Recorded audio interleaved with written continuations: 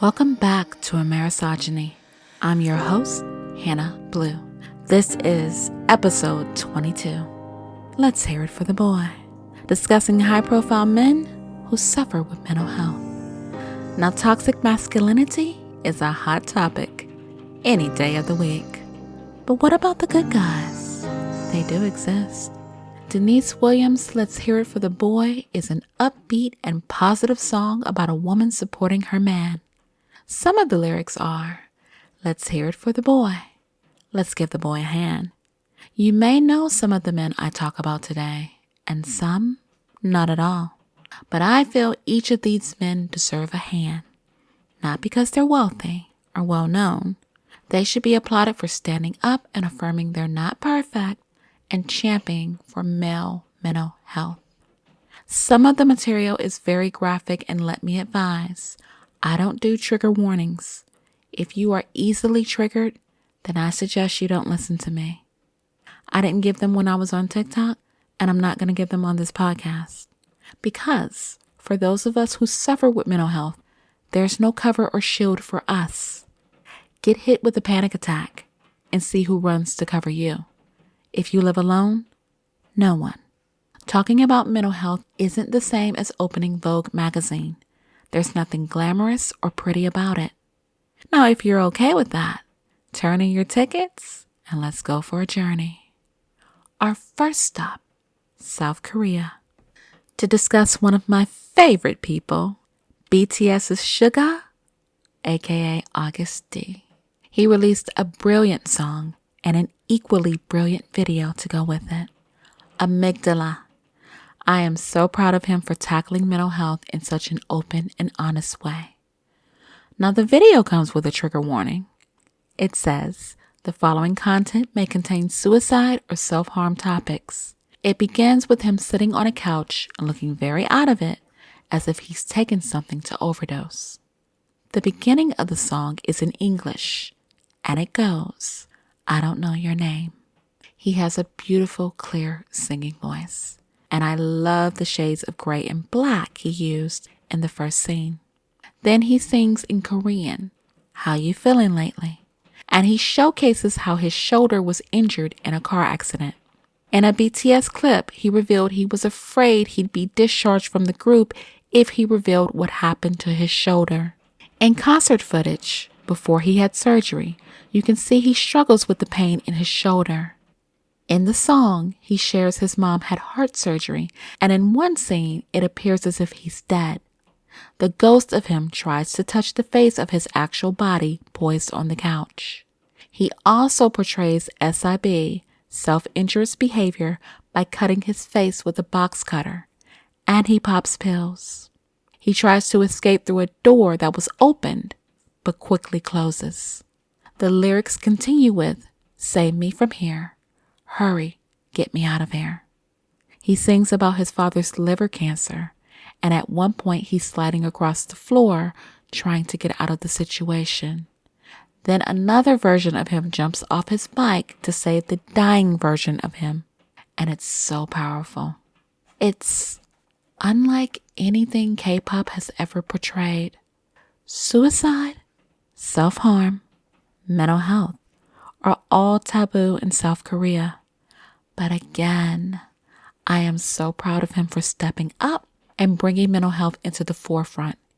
He used art in a brilliant way to depict his pain and trauma in a way that was brutal and beautiful in the same breath. For a man who has admitted he's not good with expressing his emotions, he owned this video. Congratulations to August D. We look forward to many more outstanding projects from you and the rest of BTS. Next stop, Brazil. Shout out to Brazil for listening to us. Let's talk about Ronaldo Nazario.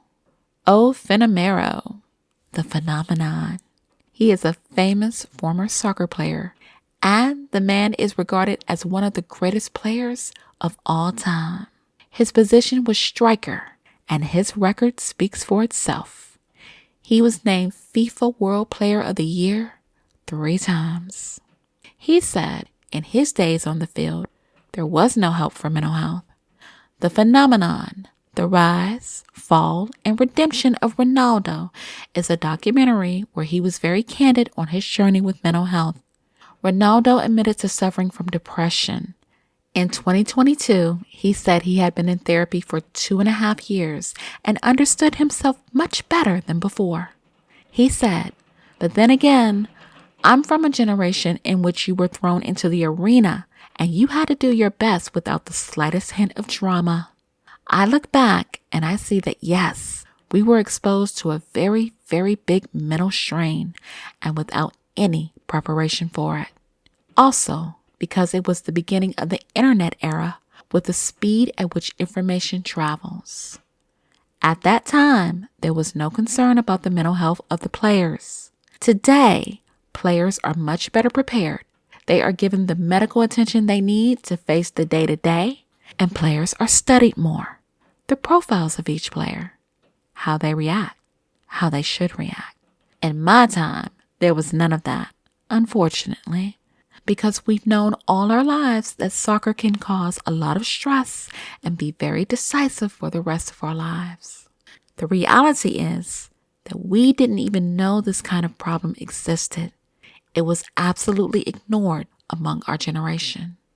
Ronaldo also said, "Many, obviously, have gone through terrible times, even depression, because of lack of privacy, the lack of freedom. It is true that the problems were very obvious, but the solutions were not very available." Ronaldo seems to be doing very well now. He's a successful businessman, and we wish him well on his journey in receiving treatment.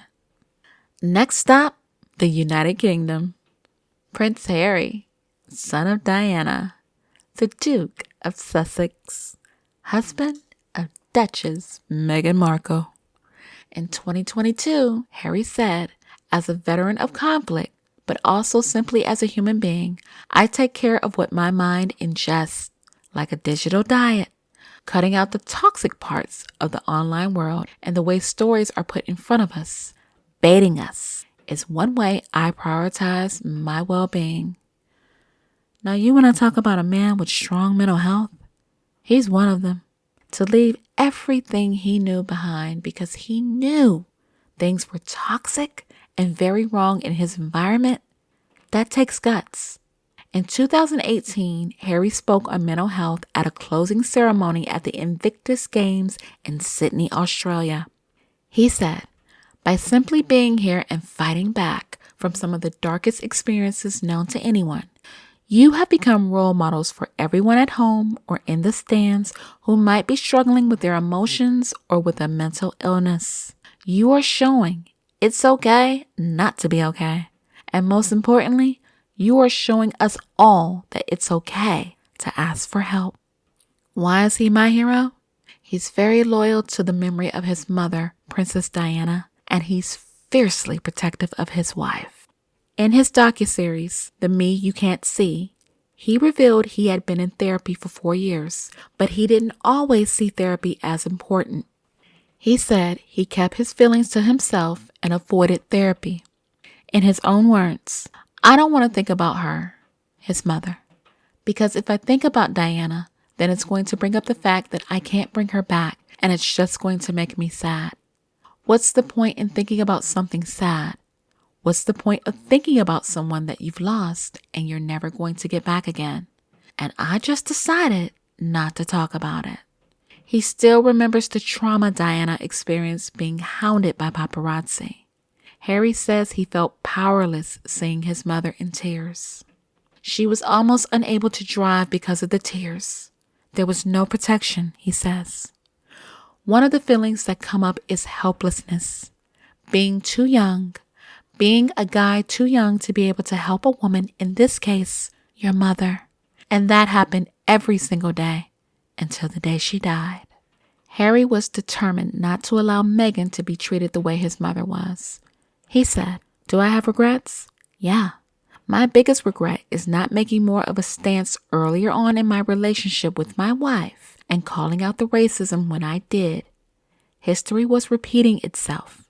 My mother was chased to her death while she was in a relationship with someone that wasn't white, And now look what's happened.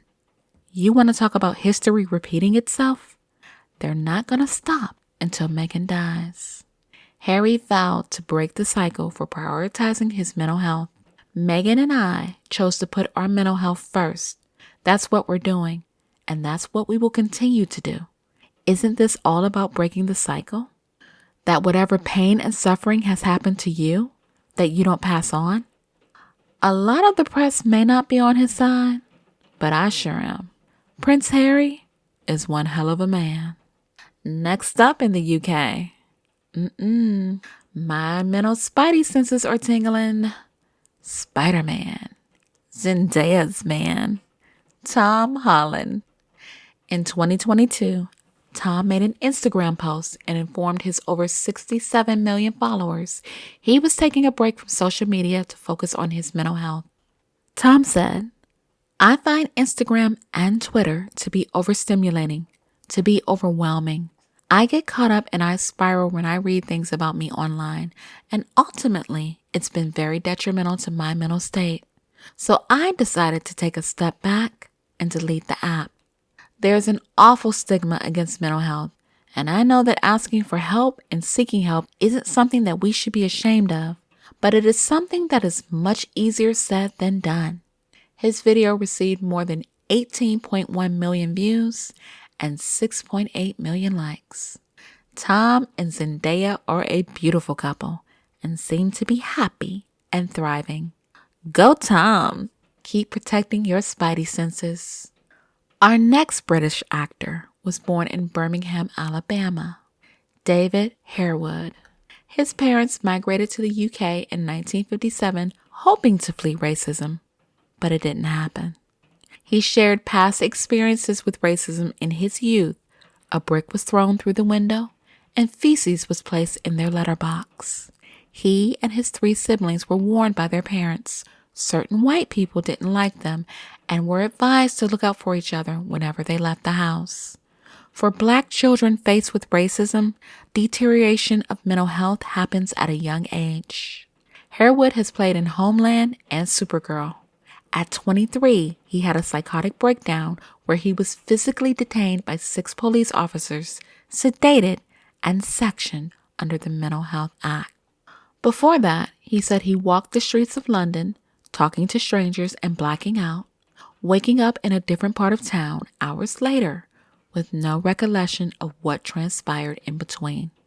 Smoking recreational weed only made the situation worse. He appeared to experience auditory hallucinations, hearing the voice of Dr. Martin Luther King in his head. Afterwards, friends took him to a hospital for treatment. Harewood said, "I was highly disturbed and remember being physically restrained and was absolutely terrified. I'd lost my mind.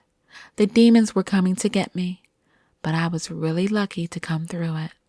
In 2019, he starred in Psychosis and Me, a BBC documentary, and wrote Maybe I Don't Belong Here, where he made a connection between his psychosis and treatment stemmed in race and racism.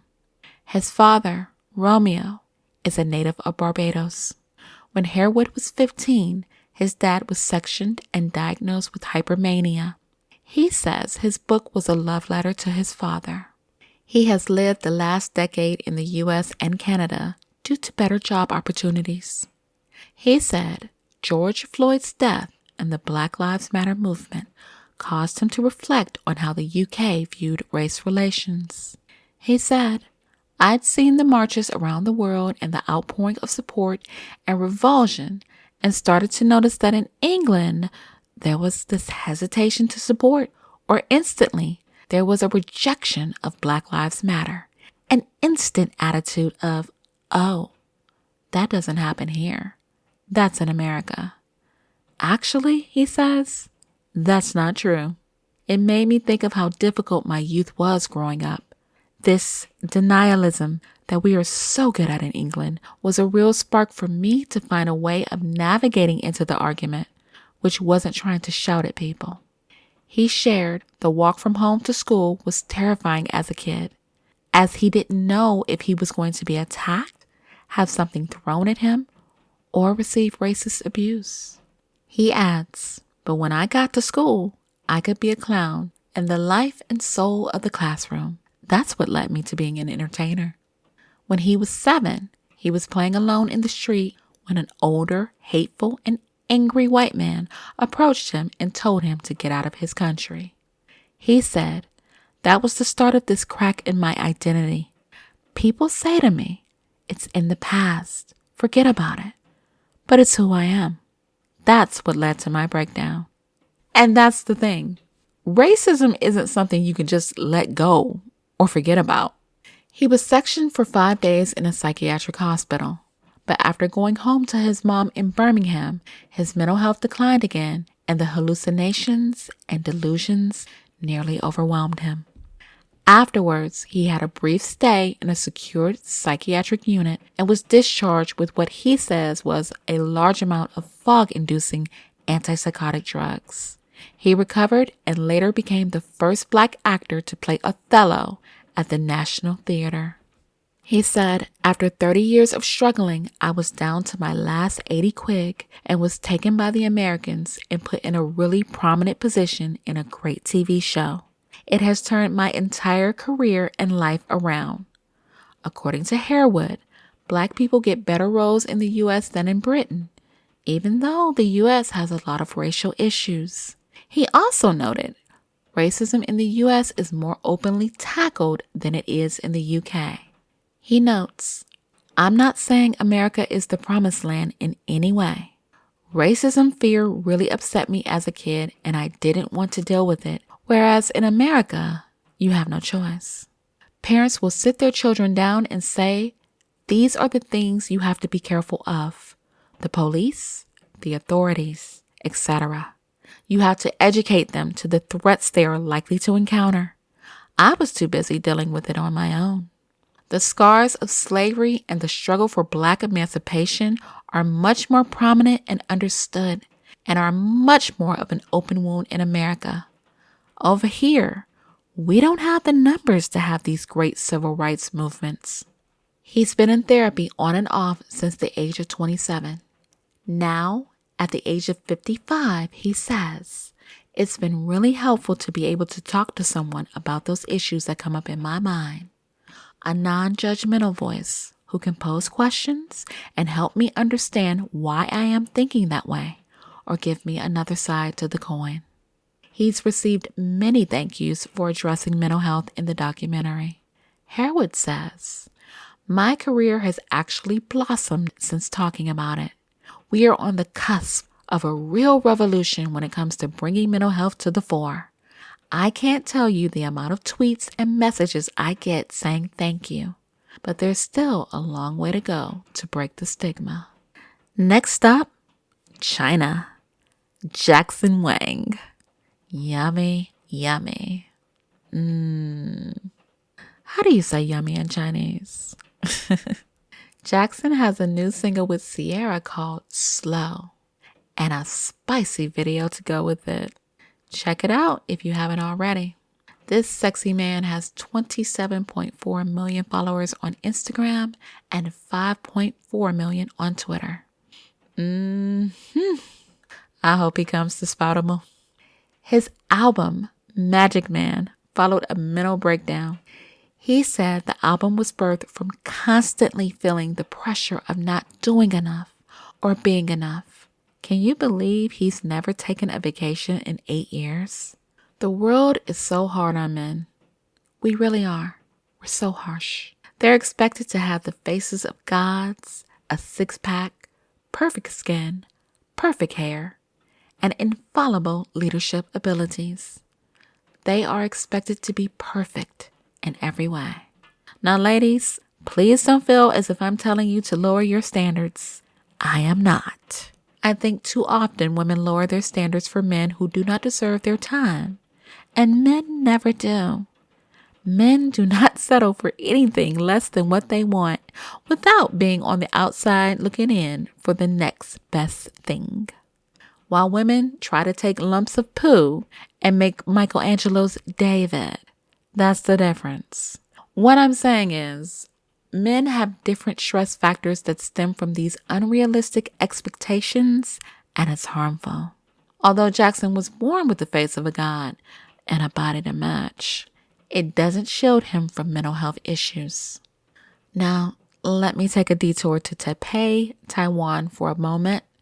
ChatGPT is a platform some people are using as a personal therapist. I've already covered this in episode 18, but I want to reiterate. This is a bad idea.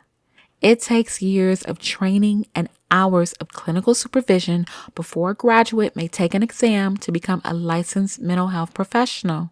Yet, we're putting people's lives into AI?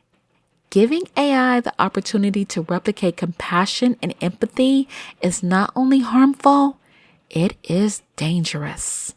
I don't agree with Elon Musk on anything except this. We are giving AI far too much power to control the human race. This should not be used to treat mental health conditions where the services are scarce and covered in stigma. It shouldn't be used to treat mental health anywhere. The excuses for using AI are low staff, mental health is too expensive, there are long waiting lists, and people wish to avoid judgment when seeking treatment. Okay, then pay staff more. Make mental health free or at a very low cost. Provide more funding for mental health instead of slashing it. Let's make mental health a priority in every country. I don't know about you, but I'd pay higher taxes for free mental health services. Honestly, there isn't anywhere in the world who can afford not to. The most important part, in my opinion, of having successful therapy is the rapport between a therapist and the patient. AI is not a living thing. It has no empathy or compassion. It should never replace quality human interaction, especially in mental health where human connection is needed the most. Now that's my take. Back to Jackson. Jackson said, I was in a mental breakdown with depression and huge anxiety because everything changed around me. It got to a point where I've been in this industry for 8-9 years. It's always traveling, show after show, programs, commercials, tour. It's almost in a loop. I started to feel lost. I don't even know who I was. I started drinking every day, but I was still working. Growing up, I grew up in this family full of athletes. My parents were both athletes, national team athletes. I was an athlete. My brother was an athlete. So I always said that if I had obstacles in my life or stress, the way that I deal with it is I'll just overcome it. I'll find a solution, or I'll always tell myself that I have to work harder. Maybe I'm not good enough, or I'm not working hard enough. The reason why there was a breakdown was it got to a point that it was above all that. I felt like maybe I just suck. What he says triggered it? Just everything. I was completely lost. By the way, I never believed in talking to other people or to friends. I always solve my own problems when I'm stressed out by myself because what's the point? It's my problem. It's not anyone else's problem. My producers, my team, my friends around me, they insisted to sit down with me. People have always been telling me, you need a break. You work too hard. You need to chill for a bit.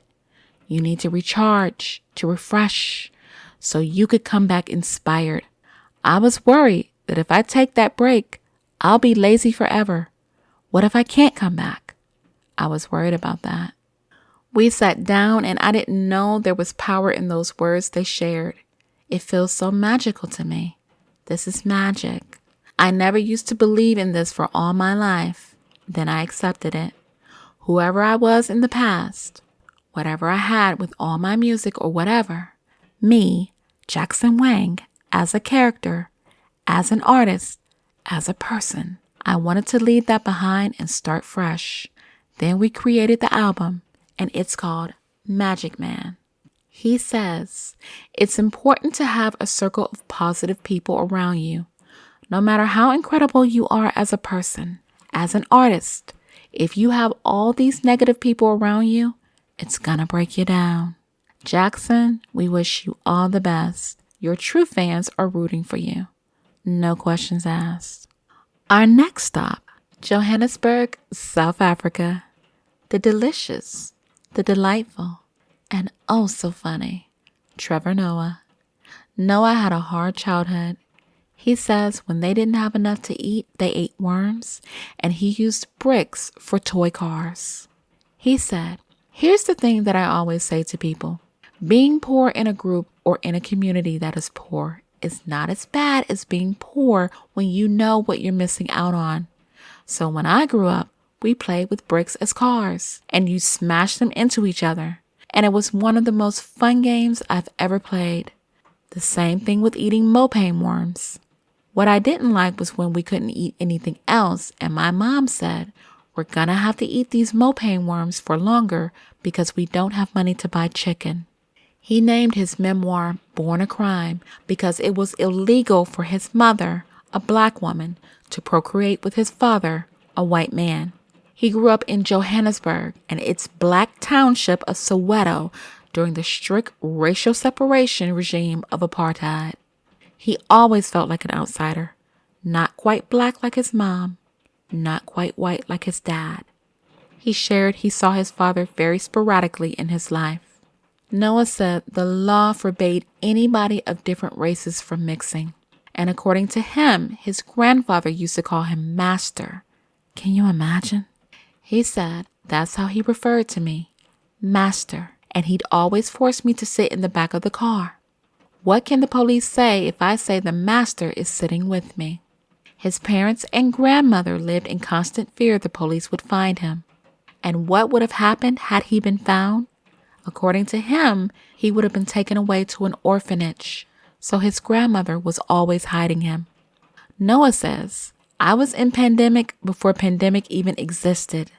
Now imagine that, being a child, being hidden, not for anything you've done, just for being born. He loves his mother, Patricia Noah, fiercely, and said she raised him almost as if he were white, with no limitations on his accomplishments. He wrote it was just the two of them, he and his mom against the world. Then she married a man, Abel, who was physically abusive to her and even shot her in the head. Noah says the bullet hit her in the head, but missed her spinal cord and the nerves, but cut a piece of her nostril off, just one side, and the bullet went out clean. In her trauma, his mother tried to comfort a young Noah, as mothers do. She said, "Shush, Trevor. Trevor, don't cry, baby." He said, "No, Mom, I'm gonna cry. You were shot in the head." And she said, "No, no, no. Look on the bright side." He asked, "What bright side?" She told him, "No, at least now because of my nose, you're officially the best looking person in the family." What a remarkable woman and a remarkable son. I hope Abel stepped into the first volcano he came across. Woman-beaten asshole.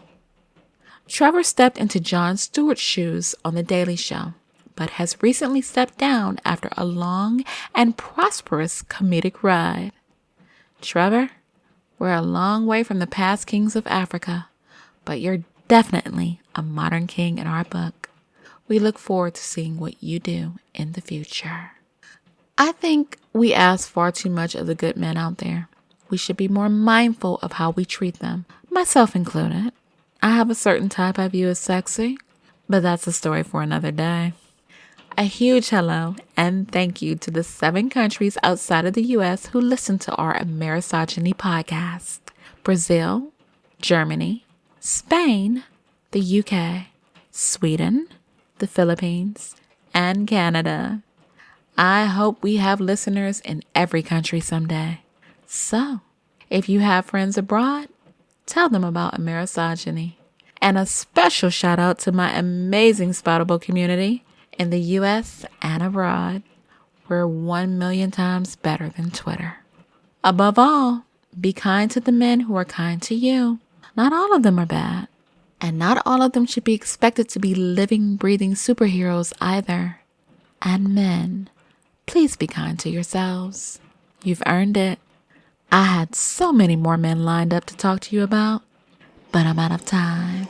If you like this episode, feel free to follow me on Spotify, Apple Podcasts, Google Podcasts, Castbox, Overcast, or wherever you listen from. I will be back next week with a story or two. Be easy, have a good weekend, and as always,